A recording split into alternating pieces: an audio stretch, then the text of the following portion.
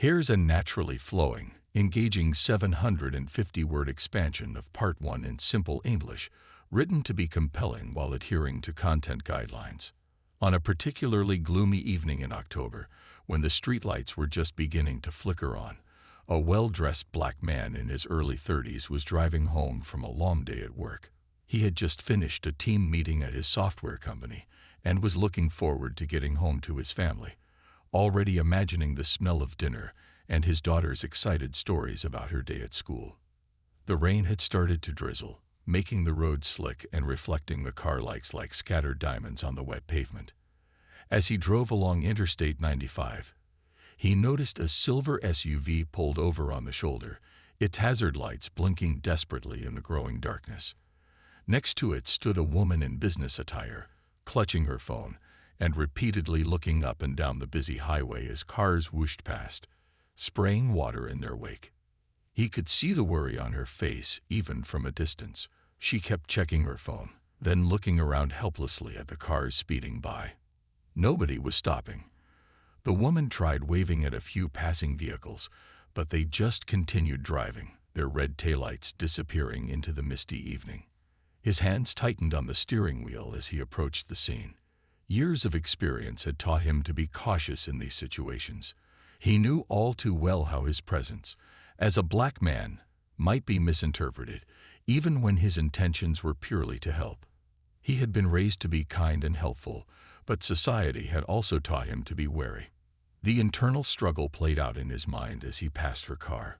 Looking in his rearview mirror, he saw her unsuccessful attempt to flag down another vehicle. Something in her desperate expression made him think of his own sister, who had once been stranded on a highway in the rain. The memory of her telling him how scared and alone she had felt that night made his decision for him. Taking a deep breath, he signaled and carefully pulled over about 20 feet ahead of her vehicle. He checked his appearance in the mirror. His blue dress shirt was still crisp, his tie straight, his company ID badge still hanging around his neck. He knew appearances shouldn't matter, but in his experience, they always did. Before stepping out, he sent a quick text to his wife. "Stopping to help someone with car trouble. I'll call you in a bit." It was a habit he had developed over the years. Always let someone know where you are and what you're doing, just in case. As he stepped out into the light rain, he opened his umbrella and made sure to move slowly and deliberately. The sound of passing traffic mixed with the gentle patter of raindrops on his umbrella. He kept a respectful distance as he called out to her, his voice calm and professional. "Excuse me, are you having car trouble? I notice you've been trying to get someone's attention." The woman jumped slightly at his voice, turning quickly to face him. He saw the familiar flash of uncertainty in her eyes, that split-second assessment people often made when they saw him. He remained where he was, one hand visible holding the umbrella, the other by his side, his body language open and non-threatening. "I work in it at the tech park just up the road," he added, gesturing to his company badge. "I've changed quite a few tires in my time. Would you like some help?" He watched as she glanced at his professional attire, his company ID, and then back at his face. The initial tension in her shoulders began to ease, but he could still read the internal debate playing across her features. It was a dance he knew well, the battle between needing help and the unconscious biases society had instilled. The woman looked at her phone one more time, then at the darkening sky and the steady stream of indifferent traffic. A particularly large truck roared past, rocking her SUV slightly, seeming to help make up her mind. "Thank you," she said, her voice carrying both relief and lingering hesitation. "It's the front tire. I think I must have hit something back there." She gestured vaguely behind her, then added quickly, "I tried calling my roadside assistance, but they said it would be at least an hour before someone could come." The sky continued to darken, and the rain began to fall more steadily. Nobody could have guessed that this simple act of kindness was about to turn into something much more complicated. Here's a naturally flowing 750-word expansion of Part 2, continuing the story with engaging details and simple language. The man looked at his car, then back at the stranded woman, and made his decision. "Let me pull my car back a bit more, just to be safe," he said, walking back to his vehicle. As he repositioned his car, he could see her in his rearview mirror, still watching him with a mixture of relief and uncertainty. He gathered his tools, a flashlight from his glove compartment, and the tire-changing kit he always kept in perfect order. His father had taught him years ago to always be prepared, a lesson that had served him well countless times. The memory of his father's voice echoed in his mind. "Son, sometimes the smallest acts of kindness can make the biggest difference." Walking back to her SUV, he noticed how the passing cars created a dangerous wind tunnel, their speed seemingly increasing as darkness fell. The rain continued its gentle but persistent fall, making the situation more urgent. He placed his flashlight on the ground, pointing it toward the flat tire, creating a small pool of light in the growing darkness. "I should introduce myself properly," he said, maintaining a professional distance. He told her his first name, speaking clearly but not too loudly over the sound of traffic. The woman responded with her own first name, her voice carrying a bit more confidence now. "I'm just going to take a look at the damage first, if that's okay," he said, crouching down to examine the tire. The front passenger side tire was completely flat, with a visible tear in the sidewall. "Looks like you might have caught the edge of something sharp," he explained, pointing to the damage. "Unfortunately, this isn't something that can be patched. You'll need a new tire, but we can get the spare on for now." The woman moved closer to look at what he was pointing at, her heels clicking on the pavement. "I was trying to avoid a piece of metal on the road," she said, wrapping her arms around herself against the chilly evening air. "I thought I'd missed it." As he began setting up the jack, he noticed she was shivering slightly in her light blazer. "You can wait in your car if you'd like," he offered. "Just make sure to put it in park and keep the hazard lights on. I'll have this done in about 15 minutes. She hesitated, then shook her head. "I'd rather stay out here, if you don't mind. I can hold the flashlight for you." There was something in her tone that suggested she wasn't just being helpful. She wanted to keep an eye on the situation, which he completely understood. He showed her where to point the light and began working efficiently, his movements practiced and sure. As he loosened the lug nuts, he kept up a gentle stream of conversation, explaining each step of what he was doing. It helped ease the tension, and he could see her becoming more relaxed as they talked.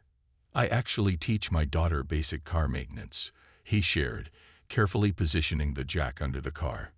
"She's only 12, but I think it's important to know these things. My father taught me, and now I'm passing it on." The woman smiled, nodding in agreement. "That's really wonderful," she said, adjusting the flashlight beam as he indicated. "I wish someone had taught me. I mean, I know the theory, but actually doing it." "It's never too late to learn," he responded, demonstrating how the jack needed to be positioned. "See how this part needs to line up with the frame. That's crucial for safety." Their conversation continued, moving from car maintenance to their jobs, their families, and the unexpected ways life sometimes brought strangers together.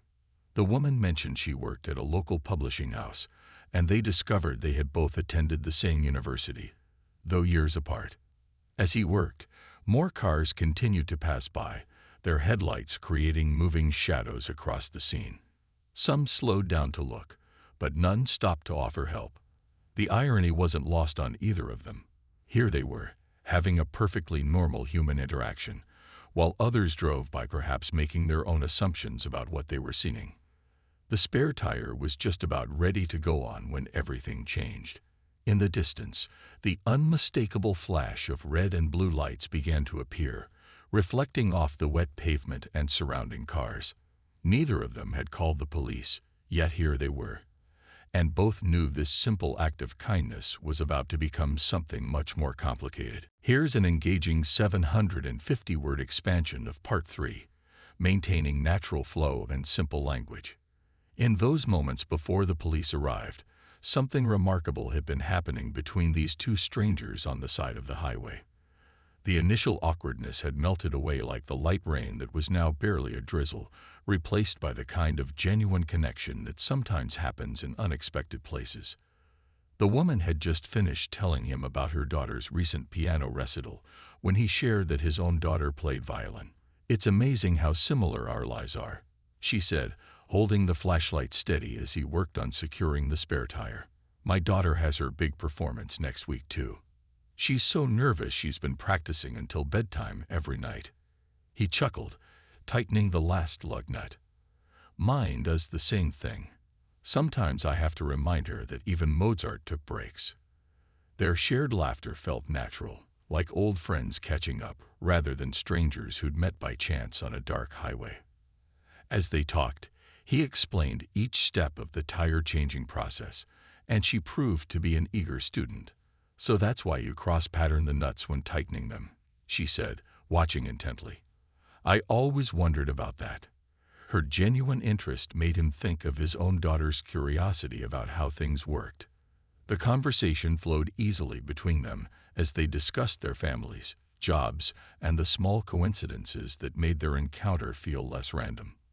They discovered they both volunteered at local food banks, though at different locations, and shared similar views about the importance of community service. "You know," she said, adjusting her grip on the flashlight, "I must have seen at least 30 cars pass by before you stopped. I kept thinking about how we're all so connected through our phones these days, but somehow more disconnected in real life." She paused, then added, "It means a lot that you took the time to help." He nodded, understanding exactly what she meant. "My mother always said that community is built one small act at a time. I guess I just try to live by that." He stood up, dusting off his hands on his pants.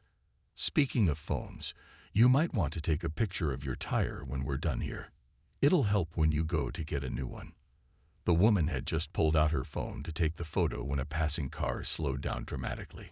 Unlike the others that had merely gawked and continued on, this one pulled over about 50 yards ahead. Through the misty air, they could see someone inside making a call. Neither of them said anything for a moment, but they both felt the shift in the atmosphere. The easy rapport they'd built suddenly felt fragile, threatened by the reality of the world around them. He focused on finishing the job, his movements still steady, but perhaps a bit quicker than before. "I can't believe someone would," the woman started to say, her voice trailing off as she glanced worriedly at the stopped car ahead. "This is ridiculous. We're just changing a tire." He gave her a small, understanding smile. "It's okay," he said quietly. "This happens more often than you'd think." There was no bitterness in his voice, just a resigned knowledge that spoke volumes about his experiences. The woman shook her head, clearly upset by the implication. "It's not okay, though, is it?" "Not at all." She pulled out her business card and handed it to him. "I want you to have this. When you get your daughter's violin recital schedule, please send it to me. I'd love to bring my daughter. She's been wanting to learn violin, and maybe seeing someone her age perform would inspire her." This simple gesture, this refusal to let their human connection be overshadowed by someone else's prejudice, meant more than either of them could express. He carefully tucked the card into his wallet, then resumed tightening the final lug nuts on the spare tire. They were almost finished when they saw the police lights in the distance, their red and blue glow reflecting off the wet pavement like an approaching storm. The woman instinctively moved closer to him, as if her physical presence could somehow protect him from what was coming. "You don't have to stay," he said softly, but she shook her head firmly. "Yes, I do," she replied, her voice steady and determined. "We're not doing anything wrong, and I'm not going anywhere." She raised her chin slightly, squaring her shoulders. "Let's finish getting this tire on properly. Together." The police lights grew brighter as they approached, but in that moment, two strangers stood their ground, united by an act of kindness that was about to be tested in ways neither had expected. The whirl of red and blue lights painted the wet highway in alternating colors as two police cruisers pulled up behind their vehicles. The sudden brightness of the spotlight made both the man and woman squint, creating long shadows across the partially completed tire change. The peaceful moment they had shared just seconds ago evaporated into the cool night air. "Stay beside your vehicle," a voice commanded through a loudspeaker, the sound echoing off the highway barrier. The man slowly straightened up from his crouched position, keeping his movements deliberate and calm. His hands were still grimy from working on the tire, and he held them slightly away from his body, visible in the harsh light. "Keep your hands where we can see them," another voice called out as 4 officers emerged from their vehicles, using their car doors as shields. The woman watched in disbelief as 2 officers approached with their hands hovering near their weapons, while the other 2 flanked them from different angles. "What's going on here?"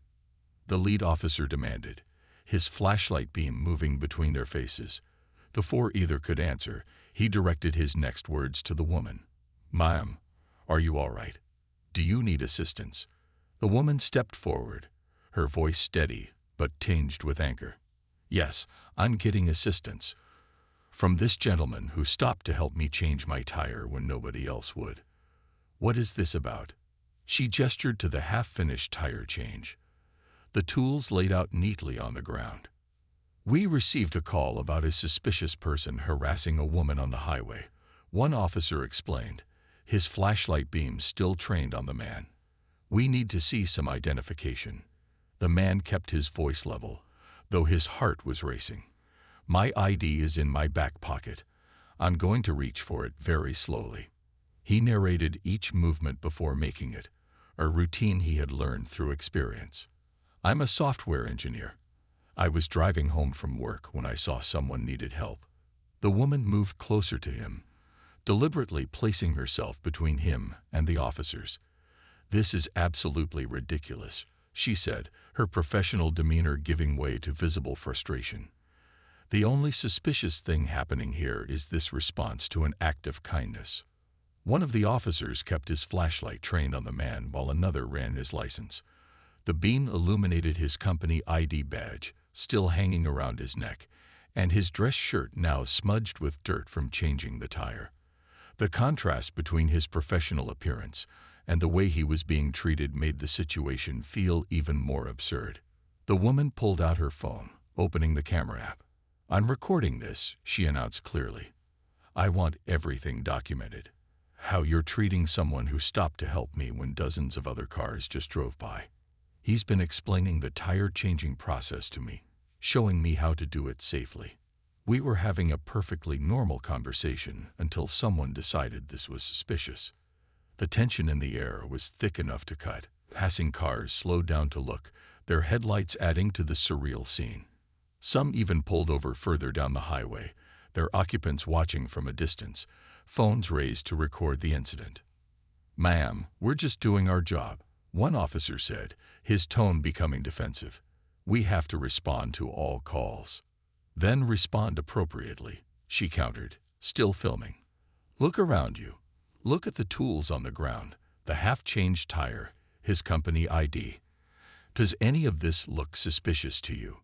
The man remained silent but stood tall, his dignity intact despite the humiliation of the situation. He had been here before. This wasn't his first experience with prejudice disguised as protocol. But something felt different this time. This time, he wasn't alone. The lead officer's radio crackled with the results of the license check. Clean record. Active employment. Local resident. The information seemed to hang in the air, challenging their assumptions and forcing them to confront their own biases. They were all frozen in this moment. The helpful stranger being treated like a criminal, the woman refusing to back down, the officers realizing their response might have been excessive, and the growing audience of witnesses on the highway. What happened next would either reinforce or challenge everything wrong with this picture. The tension on the highway reached its peak as the lead officer struggled with his next move. The man's spotless record and professional credentials contradicted every assumption that had brought them there. Meanwhile, more cars had pulled over, their headlights illuminating the scene like an impromptu stage, phones recording what was unfolding.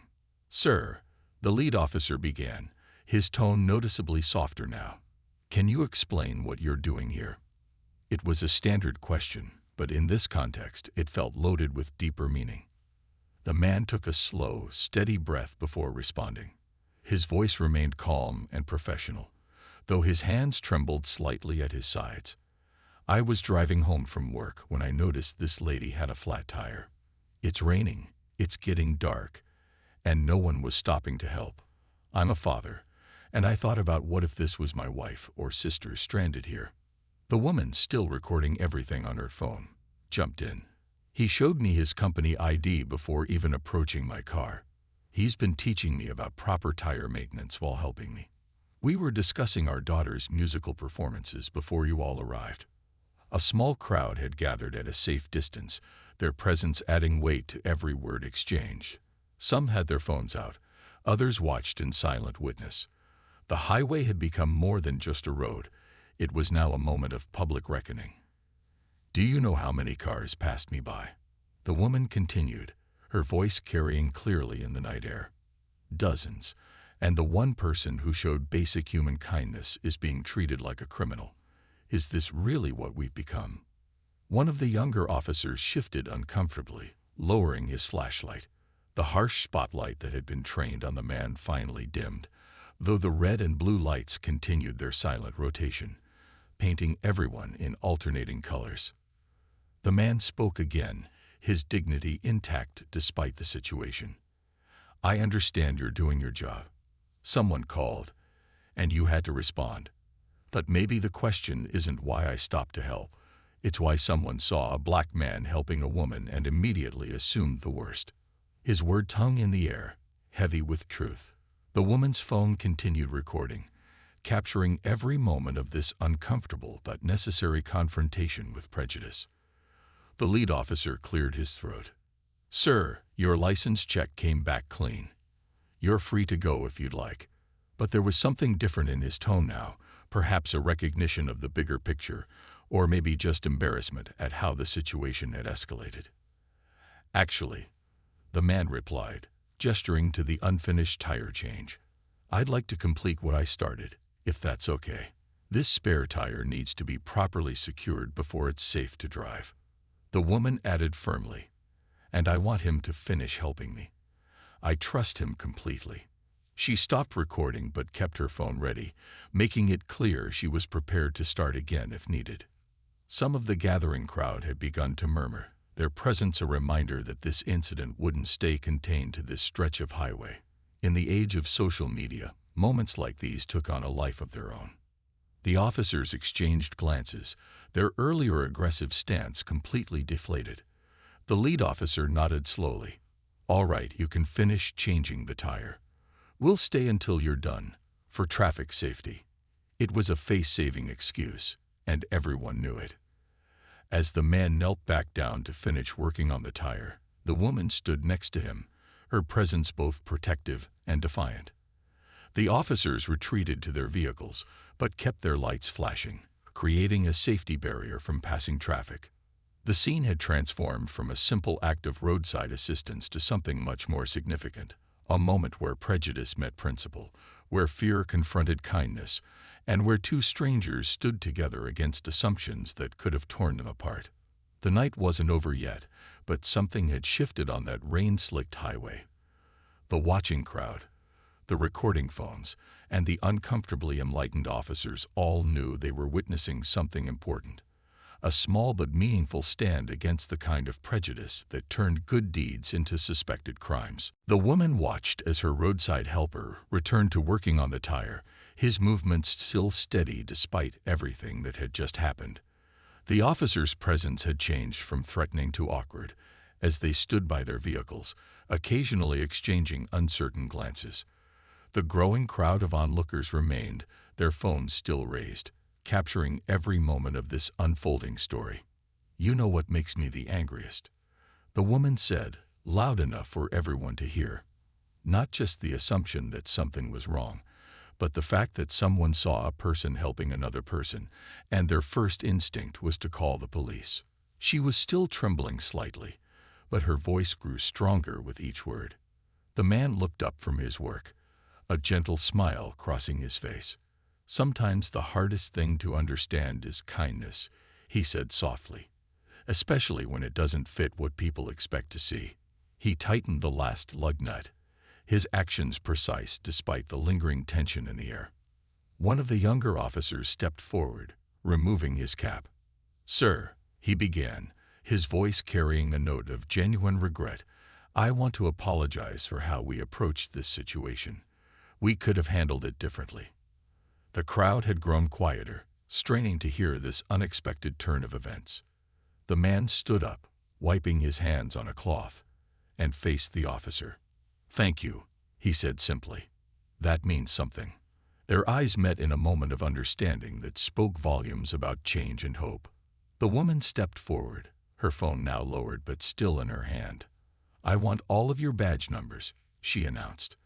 The officers tensed, but she continued, not for a complaint. "I want to write to your department about this moment, about an officer who had the courage to admit a mistake. That's how change happens."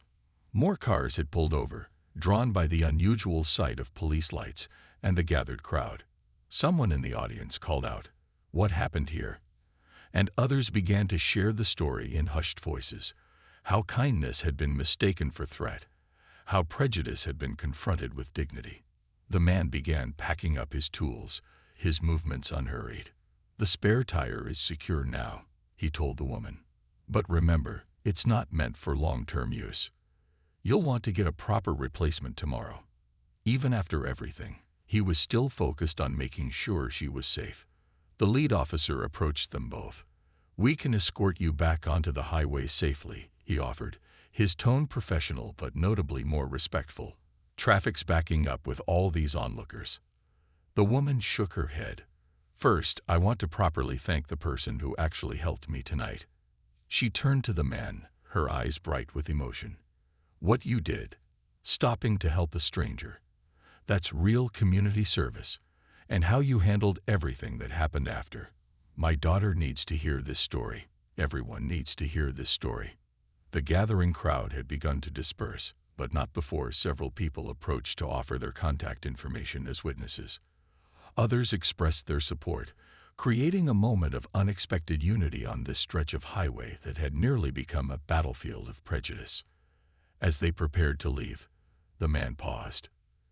"You know," he said, looking at both the woman and the officers, "my daughter asked me the other day why I always stop to help people even though—" He gestured at himself, letting the unspoken words hang in the air. "Tonight gave me a better answer than I had before. Change happens when we refuse to let fear stop us from being kind." The police lights still painted the scene in red and blue, but their meaning had transformed. What had begun as a symbol of suspicion now illuminated a moment of transformation, a small but significant step toward understanding on a rain-soaked highway where kindness had stood its ground against prejudice and won. The crowd began to thin, but the story they had witnessed was already spreading through text messages and social media. Something important had happened here, a moment where humanity had prevailed over hatred, where understanding had grown from confrontation, and where a simple act of helping with a flat tire had become something much more meaningful. As the police lights finally dimmed and the crowd began to disperse, the weight of what had just happened settled over the highway like a heavy blanket. The man picked up his final tools from the ground, his movements slower now, the adrenaline of the confrontation beginning to fade. The woman stood nearby, still holding her phone, though she'd stopped recording several minutes ago. "I need you to understand something," she said suddenly, her voice quiet but intense. "What happened here tonight? I'll never forget it. Not just the ugly part, but how you handled it with such grace." She paused, watching as he carefully arranged his tools in their proper places. "How do you do that? Stay so calm when everything is so wrong?" He straightened up, considering her question. "Years of practice," he said finally, a sad smile touching his lips. "My father taught me that dignity can't be taken away. It can only be given away. So I hold on to mine, even when it's hard." He looked back at the police cars, where the officers were now speaking into their radios, presumably reporting the incident's peaceful resolution.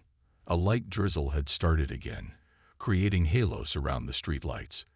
The woman opened her umbrella and held it over both of them as he finished packing his tools. "My daughter has been doing a social studies project about everyday heroes," she said. "Would you mind if I told her this story? The real story. Not just about someone helping with a flat tire, but about what courage actually looks like." The man closed his trunk, then turned to face her. "Tell her. But make sure you tell her the whole story, including the part about the young officer who apologized. Change happens in small steps, and that was an important one." Some of the people who had pulled over were still there, talking among themselves. One woman approached them hesitantly.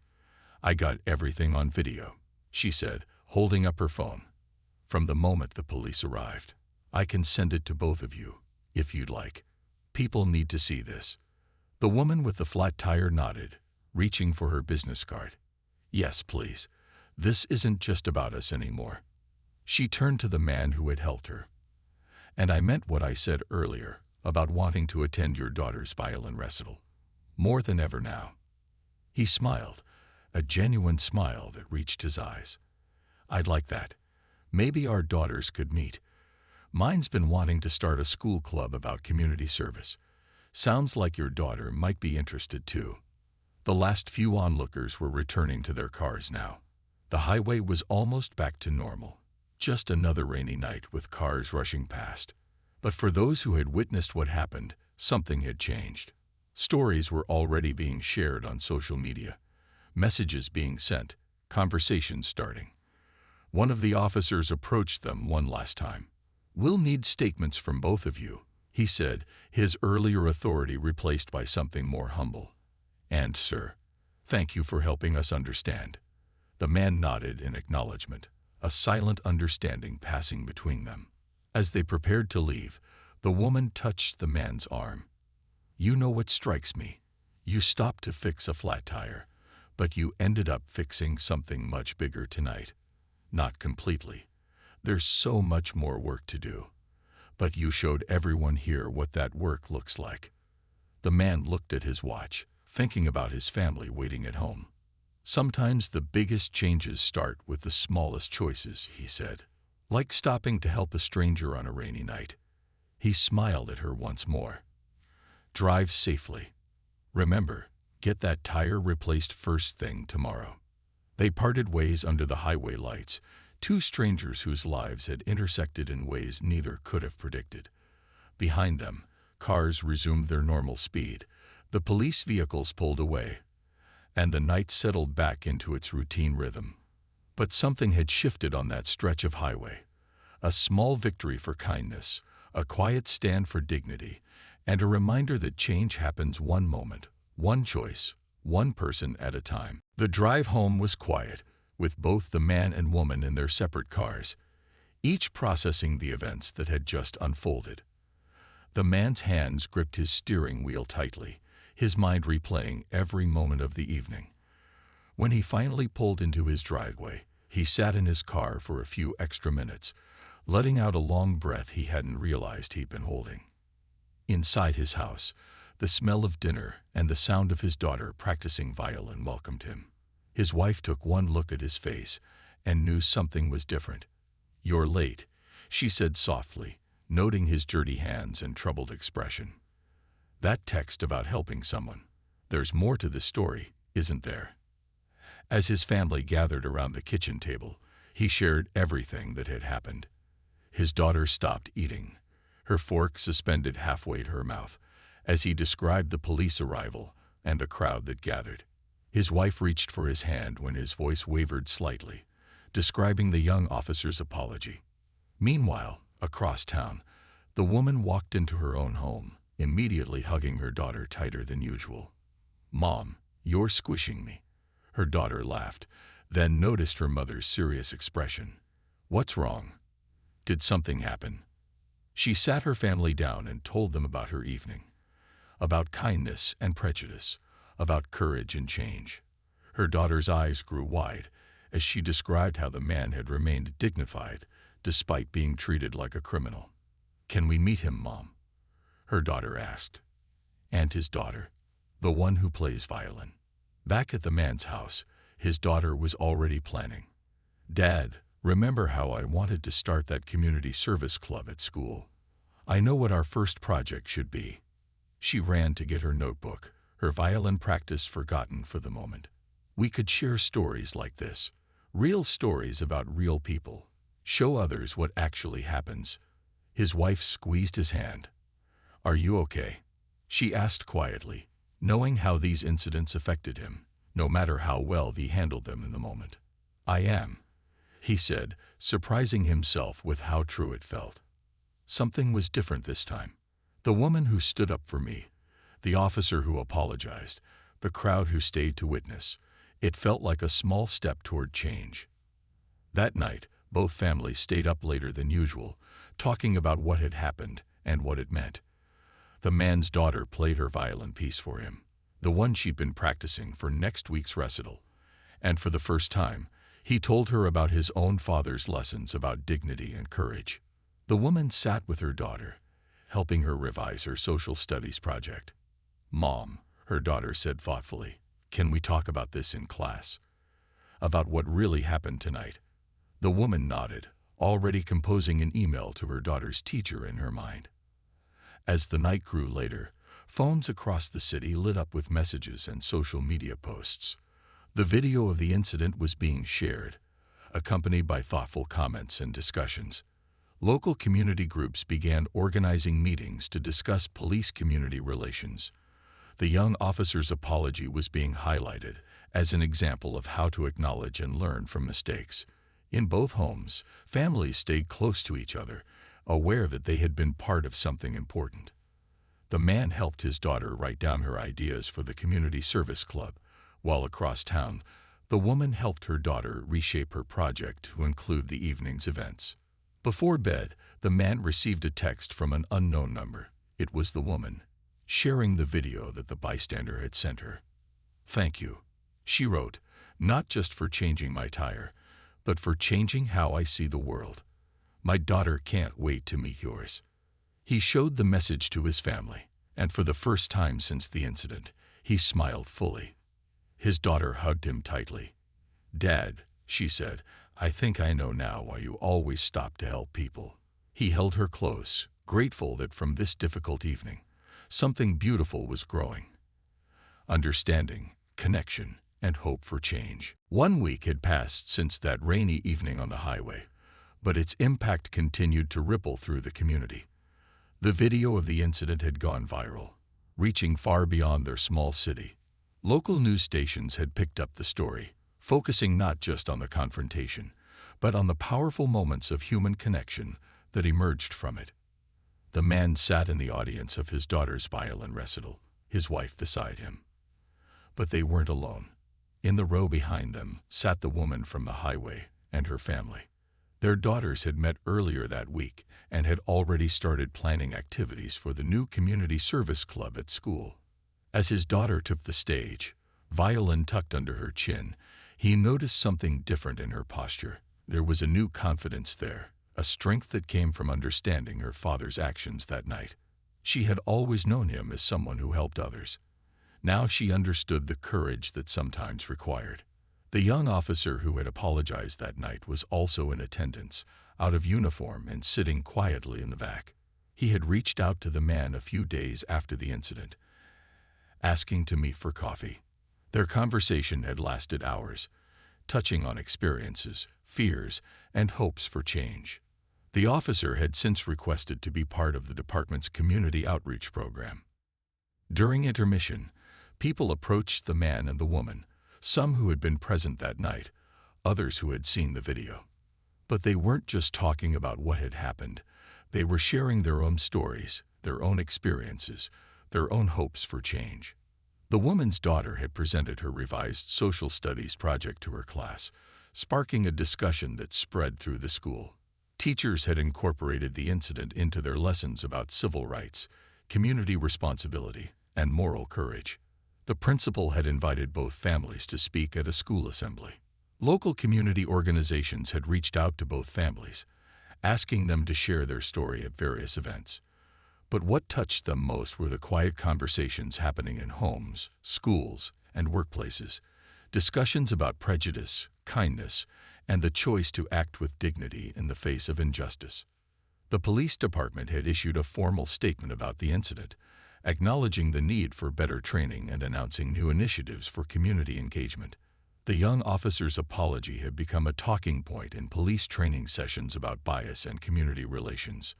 As his daughter played her violin piece perfectly, the man felt tears in his eyes.